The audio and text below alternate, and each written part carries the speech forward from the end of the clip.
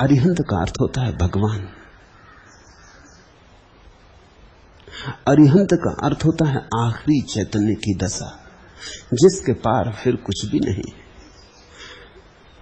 जो जो हटाना था हटा दिया, जो जो गिराना था गिरा दिया, जो जो मिटाना था मिटा दिया, जो जो जीतना था जीत लिया, अब कुछ भी नहीं बचा।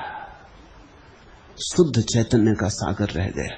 वैसी दशा का नाम है अरिहंत। और हंत का एक अर्थ और भी है जो बड़ा कीमती है। हम तो इसका एक ही तरह से उपयोग करते हैं साधारण भाषा में। जब कोई आदमी अपने को मार लेता तो हम कहते हैं आत्महंता।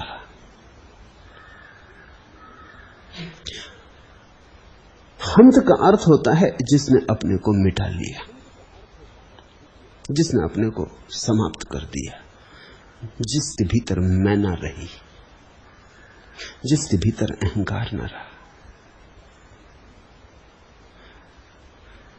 जिसने अपने को बिल्कुल समाप्त कर दिया, जिसने अपनी कोई रूपरेखा न बचाई, नाम पता न छोड़ा, जो शून्यवत हुआ, जो महाशून्य हुआ, निर्वाण को उपलब्ध हुआ,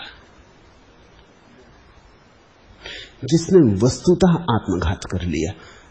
तुम जिन्हें आत्मघात कहते हो वे आत्मघात नहीं, वे तो केवल शरीर घात है। एक आदमी गोली मार के मर जाता है, इसको आत्मघात नहीं कहना चाहिए, क्योंकि आत्मा तो नहीं मरती, अहंकार तो नहीं मरता। सच तो यह है कि अहंकार के कारण ही उसने शरीर को मिटा डाला है। अहंकार पर चोट पड़ रही थी, दांव लग गया था, मुश्किल दिखता था बचना, दिवाला निकल रहा था कि पत्नी भाग गई थी, कि पराजित हो गया था, चुनाव में हार गया था, आत्महत्या कर ली। आत्महत्या कहनी नहीं चाहिए, शरीर हत्या, देह हत्या। मन, अहंकार सब मौजूद है, फिर जन्म ले लेगा, देर नहीं लगेगी, फिर किसी देह में उतर जाएगा। लेकिन ज्ञानी वस्तुतः आत्महंता है, वो अपने को मिटा ही डालता पूरा का पूरा, और उसके मिट जाने में ही परमात्मा का होना है। जब तुम खो जाते हो तभी प्रभु होता है। जहां तुम नहीं हो वहीं भगवान है। तुम्हारा मिलन भगवान से कभी ना हो सकेगा।